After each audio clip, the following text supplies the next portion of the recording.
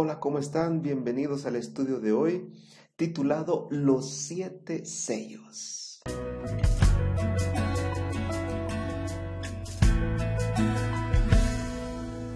Esperanza en medio del caos, cuando miro a la cruz, pues encuentro la confianza y me llena tanta paz.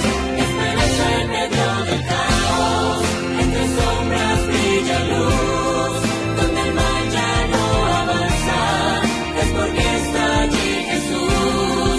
Esperanza en medio del caos, cuando miro a la cruz, pues encuentro la confianza y me llena tanta paz cuando sigo a Jesús. Cuando sigo a Jesús.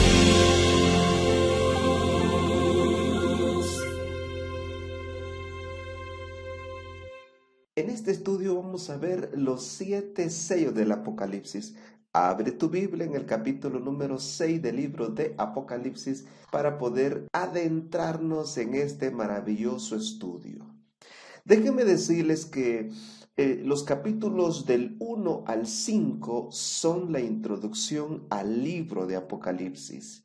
Los capítulos 6 y 7 son el inicio de la primera parte del libro. O sea, en todos estos capítulos anteriores nos hemos enfocado en la primera parte y esto se pone todavía más bueno. No te pierdas los siguientes estudios. Los 7 sellos se basan en la visión de las 7 iglesias, tienen la misma línea temporal. La mayor diferencia es que el 6º sello abarca los periodos de la 6ª y 7ª iglesia. También las iglesias no incluyen un cuadro del regreso de Jesús, pero los sellos sí lo incluyen. Ahora, la descripción de la apertura de los 7 sellos tiene semejanzas o similitudes al sermón del monte de Mateo 24 acerca del fin. Ese es un sermón apocalíptico. Básicamente, Apocalipsis amplió ese sermón del monte de Jesús. Los dos capítulos, Mateo 24 y Apocalipsis 6, están llenos de las mismas ideas. Guerras, rumores de guerras, conflictos, hambres, pestes, terremotos, persecución, martirio, señales en el sol, la luna y las estrellas. Por eso el significado y la interpretación de los 7 sellos se hace sencillo y claro. Leamos el verso 1 del capítulo 6. Entonces vi que el Cordero abrió un sello y oí a uno de los 4 seres vivientes decir con voz como de trueno, ven. ¿Y qué es lo que sucede? En la apertura de los sellos aparecen jinetes, aparece el altar de sacrificio, un cuadro del santuario, aparecen las señales de la segunda venida de Jesús y la media hora de silencio en el cielo. Veamos qué es lo que sucede cuando se abre ese primer sello entonces. Miré y vi un caballo blanco y el que lo montaba tenía un arco y le fue dado una corona y salió venciendo para vencer. El caballo blanco es un símbolo de Cristo, jinete fiel y verdadero que se va al cielo para regresar a reclamar su victoria. O sea, este primer jinete representa a Jesús, que sale victorioso, vencedor para seguir venciendo. Sale de la tierra hacia el cielo. Porque Apocalipsis 19:11 dice que el jinete en caballo blanco regresa a la tierra y ese es Cristo Jesús.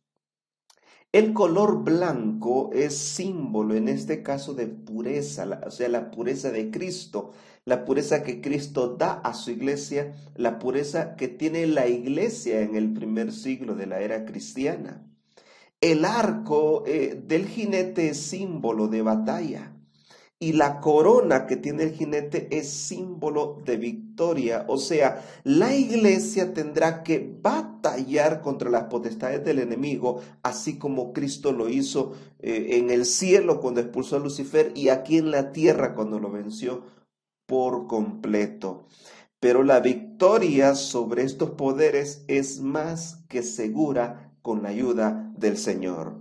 Es más, la iglesia cristiana del primer siglo impactó tanto al mundo conocido que se dice que trastornó al mundo conocido, trastornó comunidades, pueblos enteros durante esos años. Y un historiador llamado Tácito, él dijo lo siguiente: los templos paganos están abandonados.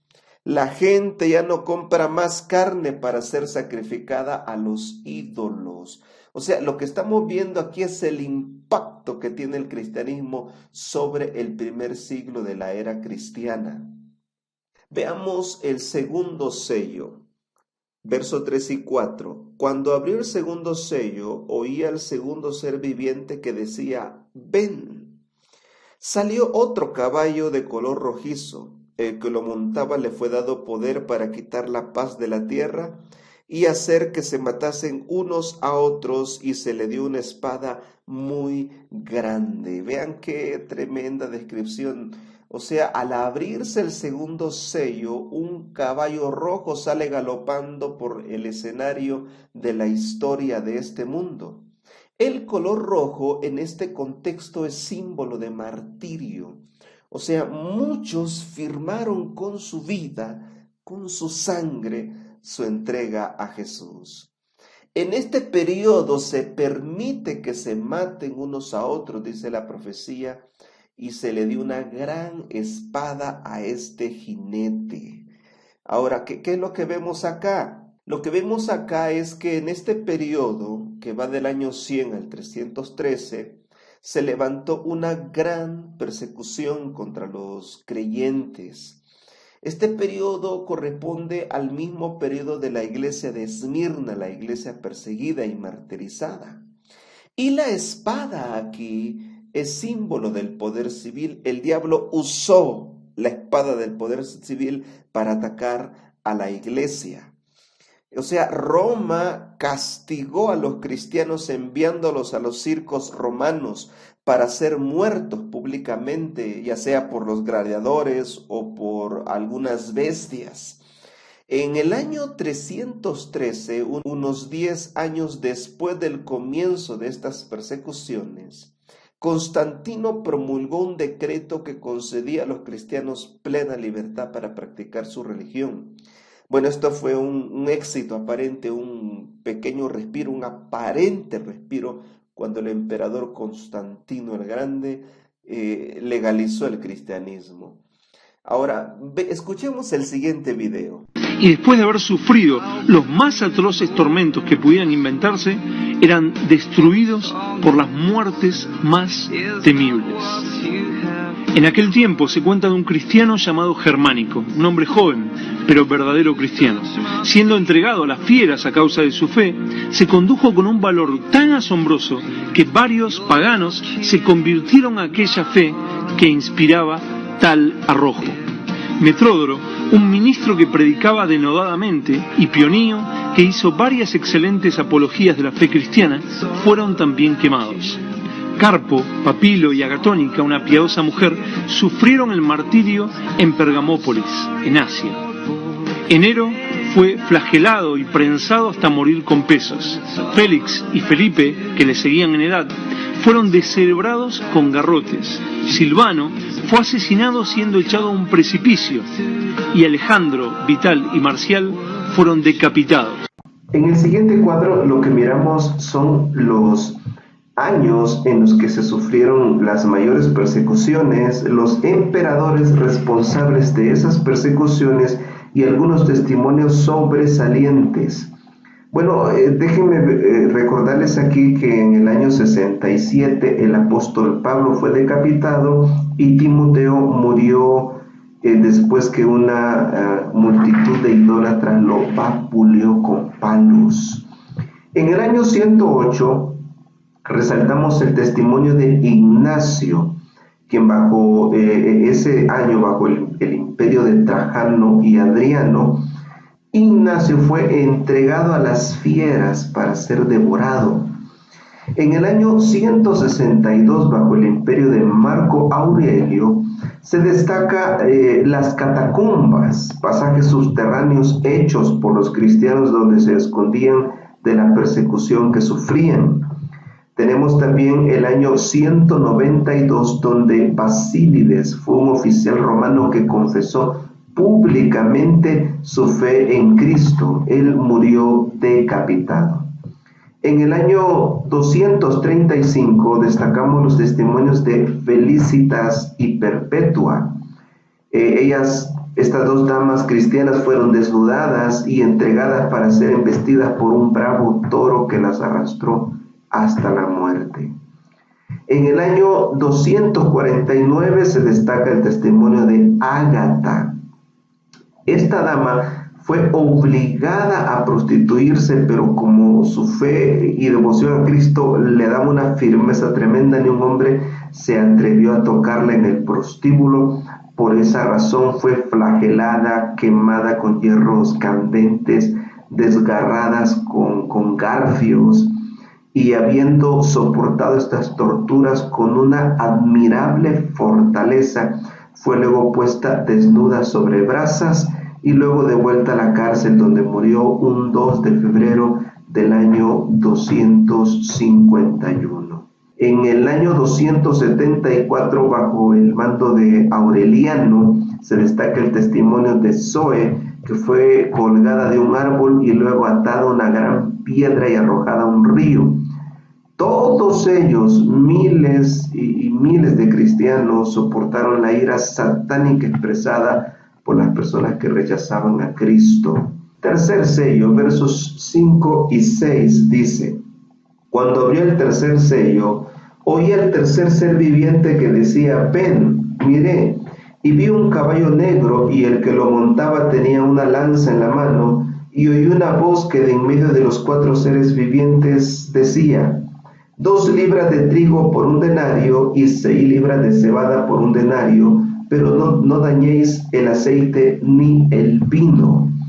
Un caballo negro sale galopando al escenario de la historia de este mundo. El profeta Isaías compara este color con la apostasía abierta, y el apóstol Pablo en Primera de Tesalonicenses 5 compara la oscuridad, las tinieblas, este color, con ignorancia. El cristianismo en este periodo llega a ser la religión del Estado. El problema es que en la iglesia se introdujeron teologías y doctrinas paganas que más tarde tuvo que combatir la reforma protestante. La balanza en la mano del jinete y el precio de 2 libras de trigo por un denario, que era el salario de un día, son símbolos de la carestía por la palabra de Dios. Imagínense que usted se levanta una mañana, va a la tienda, él dice: deme 1 libra de arroz, y le dicen: sí, cuesta 100 quetzales. O sea, si alguien gana 3,000 quetzales al mes, entonces el salario de un día serían 100 quetzales. O sea, se puso cara. En ese tiempo, oír la palabra de Dios era difícil, mucho más difícil de tener una Biblia, ¿verdad? Hay 3 elementos importantes que menciona este sello. El primero es el grano. En este caso menciona el trigo y la cebada, que de ellos los panaderos molían estos granos, los amasaban, los horneaban y tenían el pan, el alimento. Entonces este es un símbolo de la palabra de Dios, y para poder sacar el alimento de la Biblia tenemos que escudriñarla, tenemos que profundizar en ella. Por eso Deuteronomios 8:3 y Mateo 4:4 dicen que no solo de pan vivirá el hombre, sino de toda palabra que sale de la boca de Dios. Y San Juan capítulo 6 nos dice que Jesús es el pan de vida, o sea, el pan que debemos encontrar en la palabra de Dios. El aceite es un símbolo del Espíritu Santo.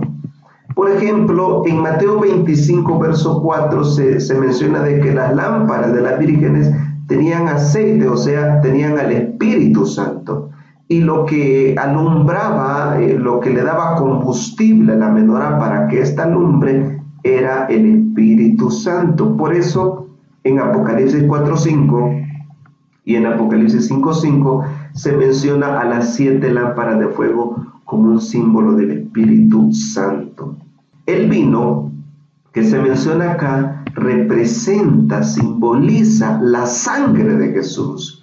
O sea, en ese tiempo no había Biblia, quitarás la Biblia, pero no dañéis el vino ni el aceite. O sea, el Espíritu Santo, aunque no había Biblia, tocaba los corazones.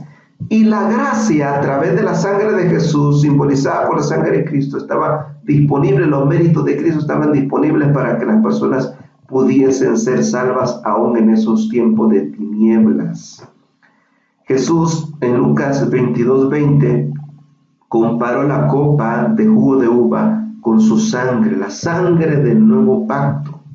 Este periodo del tercer sello corresponde a la iglesia de Pérgamo, y en este periodo pues la iglesia se hundió en tinieblas, y al igual el mundo también, porque la entrada de Constantino trajo oscuridad a la iglesia cristiana existente. En lugar de beneficiarla, la hundió en tinieblas. ¿Por qué? Porque hay quienes dicen que Constantino nunca se convirtió a Cristo, nunca se bautizó, sino que mezcló el cristianismo con paganismo. Fue una movida política la que él hizo, porque se dio cuenta que muchos eran cristianos y dijo, entonces mejor me voy a hacer cristiano, voy a hacer que mi reino sea cristiano, entre comillas, ¿verdad? Ahora, esta entrada de Constantino trajo cambios. Por ejemplo, se cambió el sábado por el domingo, el sábado bíblico por el domingo pagano, y la naciente iglesia romana prohibió el estudio libre de la palabra de Dios. El culto se tecnificó, no cualquiera podía predicar, ya no cualquiera podía dirigir el culto, ya no cualquiera podía leer la Biblia. Como resultado vino la edad oscura. Se le llama edad oscura porque no hubo inventos, no hubo descubrimientos, y la gente se volvió altamente supersticiosa y crédula de muchas mentiras. Ahí cobraron fuerza las brujas y los brujos. Ahí se introdujeron prácticas satánicas y paganas como Halloween, como el 24 de diciembre, y también surgieron muchas supersticiones como el gato negro que trae mala suerte, romper un espejo que trae mala suerte, los espantos surgieron, o sea, el cadejo, el cipitillo, el jinete sin cabeza, la llorona, y tantos espantos en ese tiempo cobraron fuerza. También los amuletos, o sea, la gente creía que si tenía una herradura o una pata de conejo, eso podría traer suerte, al igual que un trébol de 4 hojas.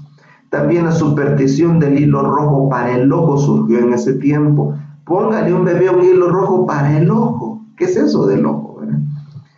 También derramar la sal, que trae mala suerte, y también la gente empezó a tener algunas ciertas creencias con las fases lunares, el creer que estoy salado. Hay gente que dice, sí, estoy salado. Todo eso vino de la edad oscura.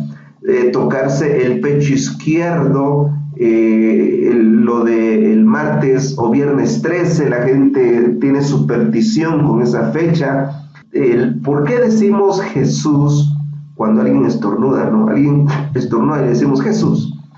¿Por qué? Porque la gente creía que al estornudar se le salía el alma, y si decían Jesús, no perdían su alma. O sea, todas esas creencias vienen de ese tiempo, ¿verdad? El recurrir a las limpias, el que si me barren los pies no me caso, y tantas cosas que surgieron en la edad oscura. Cuarto sello, versos 7 y 8 dice: cuando abrí el cuarto sello, oí la voz del cuarto ser viviente que decía, ven. Miré y vi un caballo amarillo. El que lo montaba tenía por nombre Muerte, y el Hades lo seguía. les fue dada potestad sobre la cuarta parte de la tierra para matar con espada, con hambre, con mortandad y con las fieras de la tierra. Lo que vemos aquí es un caballo amarillo o pálido, sería una mejor traducción, entrando lentamente al escenario de la historia de este mundo. Juan no deja duda del significado de ese color porque agrega que el jinete se llama muerte. Además dice que el sepulcro le seguía. Este caballo, este jinete va a matar a través de la espada, el hambre, la mortandad y las fieras de la tierra. Esto representa la Edad Media, donde aparece la espada del espíritu contra la espada del error, de la mentira. Y como continúa el hambre por la verdad, esto llevó a la muerte espiritual a la iglesia. Este periodo corresponde al periodo de Tiatira, uno de los más largos, pues se extiende del año 538 a 1517 bajo el reinado papal. Nace el imperio papal. Los papas con poderes políticos y religiosos tomaron fuerza en este periodo. ¿Y qué fue lo que hicieron? Bueno, el papado llevó a la muerte espiritual a la iglesia con el materialismo y paganismo. Persiguió tildando de herejes a muchos fieles cristianos lectores de la Biblia. Por eso es que el historiador John Fox dice lo siguiente en su libro, El libro de los mártires: la persecución bajo el ropaje del cristianismo cometió más enormidades que las que jamás infamaron los anales del paganismo. ¿Por qué? Porque los papas mataron más cristianos que los mismos césares romanos, y lo hicieron bajo el nombre de Cristo. Así atacaron a los valdenses, a vilguenses, y tenemos la famosa matanza de San Bartolomé, todas ellas obras del papado. Solo en la matanza de San Bartolomé se estima que murieron más de 70,000 personas de los hugonotes que rechazaban el liderazgo papal. Bueno, la profecía dice que este caballo usó la espada, que es un símbolo del poder civil. A través del Estado, la iglesia se impuso. También usó el hambre, o sea, le quitó la Biblia al pueblo. La gente no tenía Biblia, la gente no escuchaba palabras de Dios, misas en latín. Había hambre por la palabra de Dios. Esto llevó a la mortandad a la iglesia, una muerte física y espiritual. Y las fieras de la tierra son un símbolo de las personas o naciones usadas por Satanás en profecía. Bestias o fieras son símbolos de poderes, reinos o naciones. Una de las naciones que el Vaticano usó en ese tiempo fue Francia, conocida como la hija primogénita del Vaticano. Quinto sello, las almas de los mártires. Vean lo que dice el verso 9 al 11. Cuando abrí el quinto sello, vi debajo del altar las almas de los que habían muerto por causa de la palabra de Dios y del testimonio que tenían. Clamaban a gran voz diciendo: ¿hasta cuándo, Señor santo y verdadero, vas a tardar en juzgar y vengar nuestra sangre de los que habitan sobre la tierra?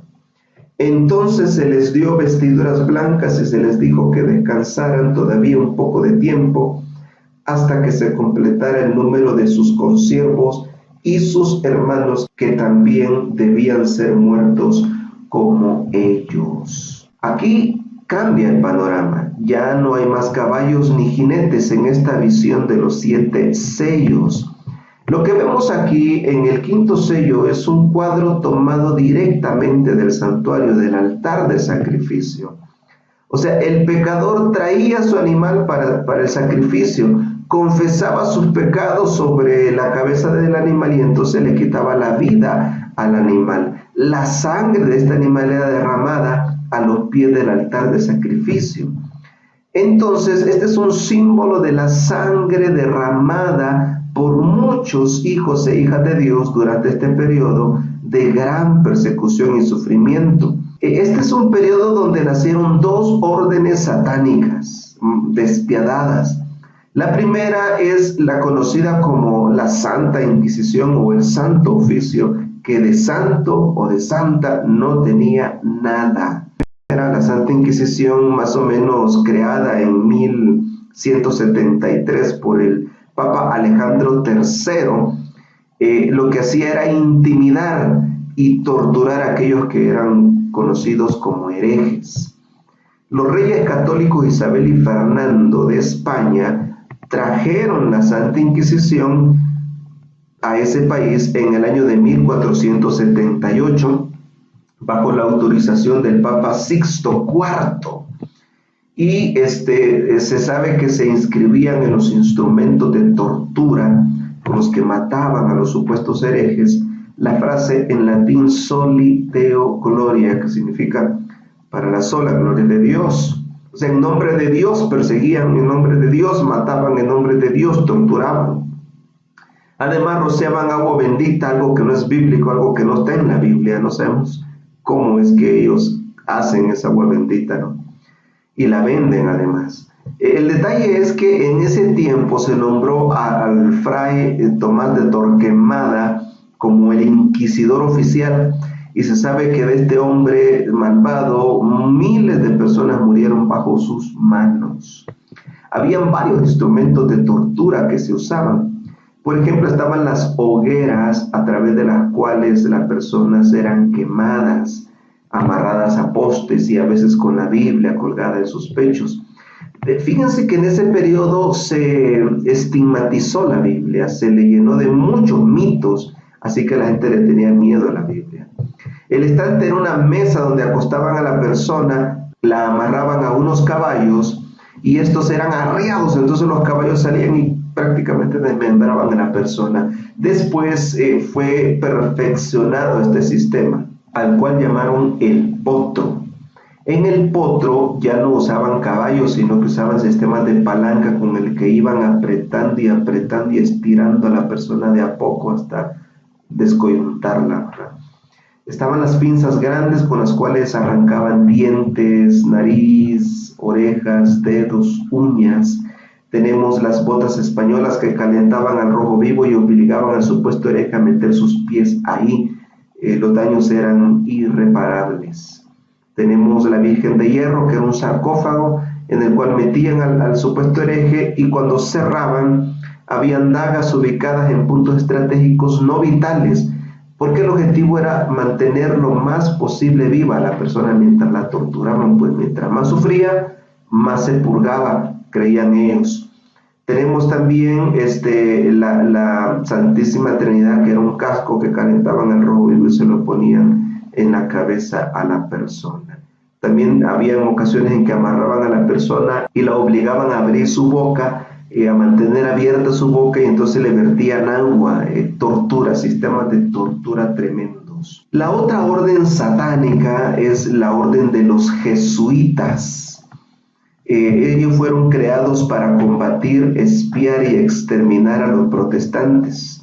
Los curas toman 3 votos básicos: pobreza, obediencia y celibato, pero un jesuita toma un 4º voto, conocido como el voto de sangre o el extremo voto de obediencia, donde se le encarga una misión.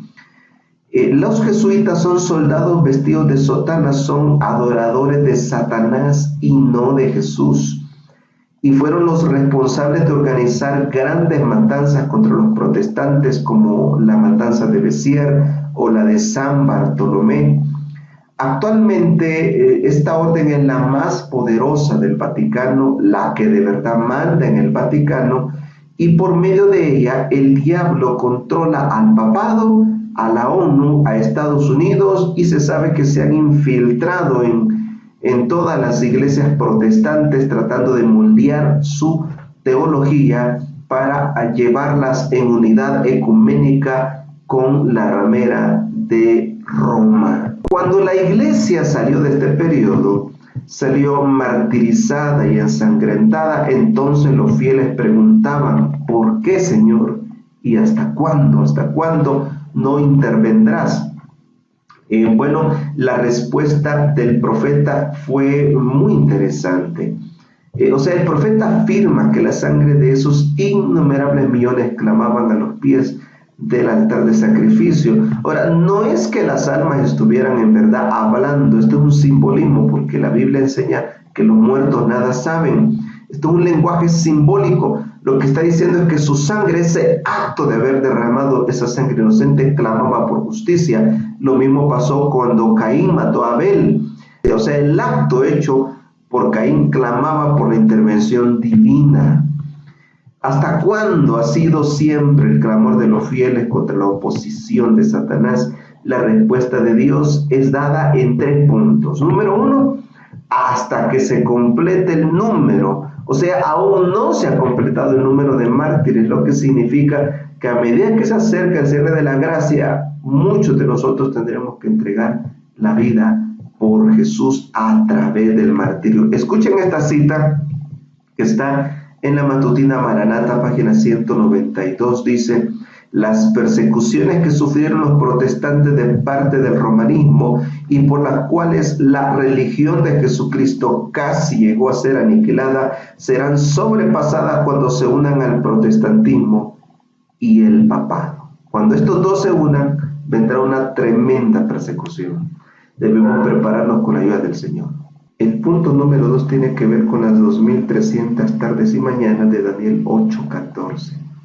Cuando este periodo se cumpla, Jesús iniciaría la purificación del santuario de los pecados y rebeliones que han sido cargados sobre él, sobre el santuario celestial. Él inicia la purificación y también el proceso de juicio final. Además, en Apocalipsis 8 y 9 se mencionan los juicios que Dios derramó sobre los enemigos del pueblo de Dios, sobre aquellos que han atacado al pueblo de Dios. Hay algo muy importante que nos dice eso. Dios no ha olvidado a su iglesia. Dios no ha olvidado la sangre de los mártires que fue derramada. Dios estuvo pendiente de cada acto injusto. Dios no lo ha olvidado y hará justicia. No lo olvidemos. El 6º sello, dice la palabra de Dios: miré cuando abrió el 6º sello y hubo un gran terremoto y el sol se puso negro como tela de luto, la luna entera se volvió toda como sangre y las estrellas del cielo cayeron sobre la tierra como una higuera deja caer sus higos cuando es sacudida por un fuerte viento. El cielo se desplegó como un pergamino que se enrolla y todo monte y toda isla fueron removidos de sus lugares.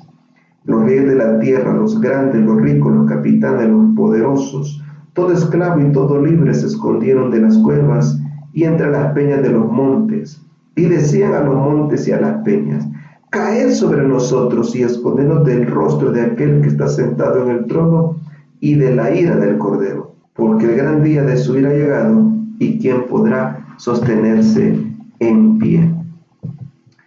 Este sello trata de los eventos que llevan a la segunda venida de Jesús. Cubre los periodos de la 6ª y 7ª iglesia. Los versos 12 y 13 describen los eventos que ya pasaron, y los versos del 14 al 17 describen los eventos que están por pasar, por suceder. Todos estos elementos que mencionan los versos 12 y 13 están tomados del sermón apocalíptico de Mateo 24.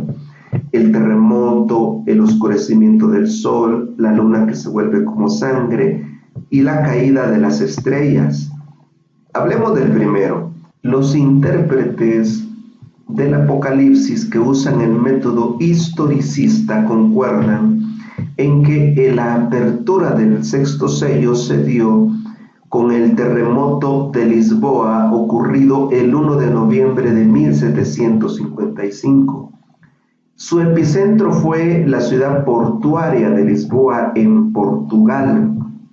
Un terremoto que podría tener una magnitud alrededor de los 9 grados en escala de Richter. Y este terremoto devastó ese lugar de Lisboa. La gente describe que parecía que la tierra fuese una gran serpiente, así que huyeron hacia el mar. Cuando llegaron al mar, notaron que el mar se había retirado mucho más de lo normal.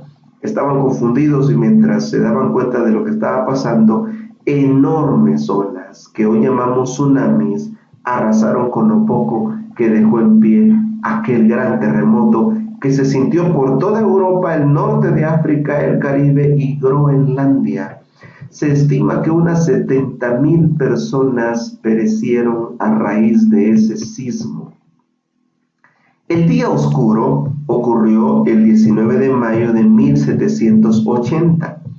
Este no fue un eclipse porque los eclipses pueden ser predecidos por el ser humano, pero este día oscuro tomó por sorpresa a muchos países. La luz del sol se fue de repente, no como en un eclipse que va de a poco. A la noche de ese día, la luna salió con un extraño color rojizo. Al día siguiente la gente estaba buscando las iglesias, pues entendían que había llegado el fin del mundo. Sin embargo, lo que se estaba aproximando era el tiempo del fin.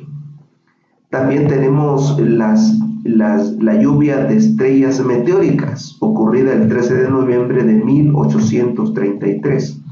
Una caída de estrella es cuando uno ve una estrella fugaz en el firmamento de la noche. Uno ve esa estrella pasar y dejar una estela. De ahí viene el nombre estrella de estela, que es lo que dejan estos astros celestes. No es que caen en la tierra, sino que uno las ve pasar como estrellas fugaces.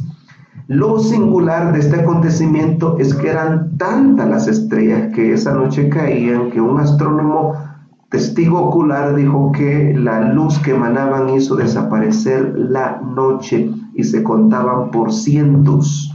Yo tengo dos hipótesis personales de cómo pudo haber ocurrido este suceso. La primera es que Dios, por su omnipotencia, hizo que muchos de estos astros pasaran cerca de la Tierra para poder ser vistos por el hombre.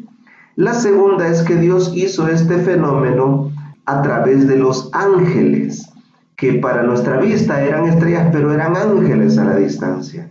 Y esto ya ocurrió en la Biblia. Por ejemplo, en Mateo 2:2 se habla de la extraña estrella de Belén. Una extraña estrella que iba lento, no rápido, y que dirigió su resplandor sobre Belén, guiando a los sabios que venían de Oriente. El deseado de toda la gente, en la página 43 dice que era un grupo de resplandecientes ángeles a la distancia que luego bajaron y se encontraron con los pastores que los vieron cantar. También la Biblia dice en Job 38:7 y el Salmo 147:4 que los ángeles son comparados con estrellas. Miremos esta siguiente tabla que nos muestra el inicio del tiempo del fin. La apertura del sexto sello marca eso. Muchos concuerdan que el inicio del tiempo del fin está ahí el 1 de noviembre de 1755, cuando se da el terremoto de Lisboa y la apertura del sexto sello. Seguidamente tenemos el oscurecimiento del sol y la luna, la caída del papado por su herida mortal, la caída de las estrellas en 1833, y en 1844 inicia el tiempo del fin, o mejor dicho, inicia el último periodo de gracia desde el cumplimiento de la profecía de Daniel 8:14. Ahora, y restémosle a 2020 1755 y nos da 265, lo que significa que hace 265 años inició el tiempo del fin. ¿Qué significa eso? Que probablemente queda poco tiempo. Si a 2020 le restamos 1844, nos da 176. ¿Qué significa eso? Que hace 176 años Jesús pasó del lugar santo al lugar santísimo en la etapa final de su mediación como sumo sacerdote. Ahora veamos este diagrama donde vemos la comparación del periodo de las iglesias con los sellos. Vemos aquí que el sexto sello abarca los periodos de la sexta y séptima iglesia y que la profecía de las 2300 tardes y mañanas termina en 1844, lo que nos muestra que estamos viviendo el último periodo de la historia de este mundo. Después de 1844, las profecías que siguen no tienen fecha revelada, como por ejemplo la apertura del séptimo sello. Este sello no tenemos fecha revelada, solo sabemos que está relacionado al cierre de la gracia. y se dará momentos antes de la aparición de Jesús en las nubes de los cielos. Recordemos que los versos 14 al 17 nos hablan de la manifestación gloriosa de Jesús. El verso 16 nos dice algo interesante. Nos dice que las personas se van a esconder del rostro de aquel que está sentado en el trono y de la ira del Cordero. Entonces la pregunta es, ¿qué personas de la deidad se mencionan en el texto viniendo? O sea, ¿cuántas personas de la deidad van a manifestarse en ocasión de la segunda venida de Cristo? Es posible que se manifiesten las tres personas divinas, el Padre acompañando al Hijo, el Hijo, que es a quien esperamos, y el Espíritu Santo, que ya está aquí en la tierra, que estará hasta el día final, con aquellos que permanezcan fieles a Jesús. Claro, Él se está retirando, pues se está retirando de aquellos que lo rechazan, pero se quedará cuidando a aquellos que se han mantenido fieles, a aquellos que han abierto su corazón a su maravillosa influencia. Ahora, ¿por qué decimos esto? Que es muy probable que el Padre esté al lado de Jesús en ocasión de la segunda venida de Cristo. Bueno, el texto dice, escondenos de aquel que está sentado en el trono y de la ira del Cordero. Al parecer se hace la mención de que el Padre y el Hijo se van a manifestar en ocasión de la segunda venida, porque el contexto inmediato del capítulo 6 de Apocalipsis, que es el 4 y 5, nos mencionan que quien está sentado en el trono es el Padre.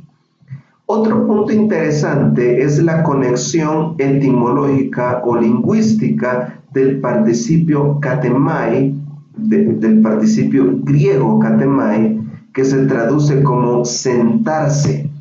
Veamos algunos versículos. Apocalipsis 4:2, por ejemplo, nos dice, al instante, estando yo en el Espíritu, vi un trono establecido en el cielo y en el trono uno sentado. Ahí está el participio katemanos o katemai, de las raíces katemai y sus conjugaciones. En Apocalipsis 4:2 se menciona katemai, pero hay otras palabras para sentarse en el griego. Pero aquí se aplica esta palabra, la misma que aparece en Apocalipsis 6:16. Y esto describe la acción del Padre de estar sentado en el trono. También Apocalipsis 3:21 nos dice que el trono le pertenece al Padre. Ahora, Apocalipsis 5:13 dice, al que está sentado en el trono y al Cordero sea la alabanza, la honra, la gloria y el poder por los siglos de los siglos. Ahí aparece nuevamente la palabra katemai. Y en este texto se establece una clara diferencia entre el que está sentado en el trono y el Cordero. Ambos son adorados por los ángeles. Luego tenemos Apocalipsis 6:16, donde dice, escondiendo del rostro del que está sentado en el trono y de la ira del Cordero. La frase en cuestión es muy similar en su escritura a la del 5:13, pero el participio sentado tiene la misma raíz griega. Tenemos también Apocalipsis 7:10, donde dice, clamaban a gran voz diciendo, la salvación pertenece a nuestro Dios, que está sentado en el trono y al Cordero. O sea, el comentario bíblico adventista relaciona este participio del 7:10 con los demás textos que estamos viendo, con el 6:16, con el 5:13 y con el 4:2, lo que significa que se describe al Padre sentado en su trono. El que está sentado, dice el texto, no el que se va a sentar, sino el que ya estaba sentado por derecho. Nadie lo entronizó, sino que él ya estaba entronizado por su derecho propio. En este caso, el sentarse es una señal de distinción que representa su divinidad, su superioridad, su dominio y control. El sentido de katemai es el de permanecer y morar. Morar porque el trono representa la morada de Dios, donde Dios manifiesta su presencia directa. Y permanecer porque Dios es quien permanece y permanece en su trono para siempre. Ahora, hay unas citas de Elena de White que nos muestran esta aparente manifestación de dos personas en ocasión de la segunda venida. Casi todas ellas están en el conflicto de los siglos. Por ejemplo, en la página 621 dice: los hijos de Dios oyen una voz clara y melodiosa que dice: enderezaos. Y al levantar la vista al cielo, contemplan el arco de la promesa, y como Esteban, clavan la mirada en el cielo y ven la gloria de Dios y al Hijo del Hombre sentado en su trono. Dice, ven la gloria de Dios y al Hijo de Dios sentado en su trono. En la página 634, el conflicto de los siglos dice: cuando las naciones de los salvados miren a su Redentor y vean la gloria eterna del Padre brillar en su rostro, cuando contemplen su rostro, que es desde la eternidad hasta la eternidad, y sepan que su reino no tendrá fin, entonces prorrumpirán en cánticos de júbilo. Esta cita puede entenderse de dos maneras. La primera es que la gloria impenetrable del Padre es la misma que se refleja en el rostro de Jesús y por lo tanto es el único que puede entrar ante Él. La segunda es que como el Padre está a su lado, su gloria se refleja en el rostro de Jesús sin que le pase nada, porque ambos tienen la misma sustancia y naturaleza divina. Otra cita interesante está en la página 120 y 121 que dice: en medio de los cielos conmovidos hay un claro de gloria indescriptible de donde baja la voz de Dios, semejante al ruido de muchas aguas diciendo: hecho es. Esa misma voz sacude los cielos y la tierra. Síguese un gran terremoto cual nunca fue visto desde que los hombres han estado sobre la tierra. El firmamento parece abrirse y cerrarse. La gloria del trono de Dios parece cruzar la atmósfera. ¿Será esta la manifestación del Padre en ocasión de la segunda venida? Escuchen cómo dice al final: la gloria del trono de Dios parece cruzar el firmamento. ¿Quién anuncia la venida de Jesús? Otra pregunta interesante. En la página 624 dice: desde el cielo se oye la voz de Dios que proclama el día y la hora de la venida de Jesús. Miren qué interesante, ¿verdad? O sea, ¿quién habla aquí? ¿Es el Padre o es el Espíritu Santo que anuncia el día y la hora de la venida de Jesús?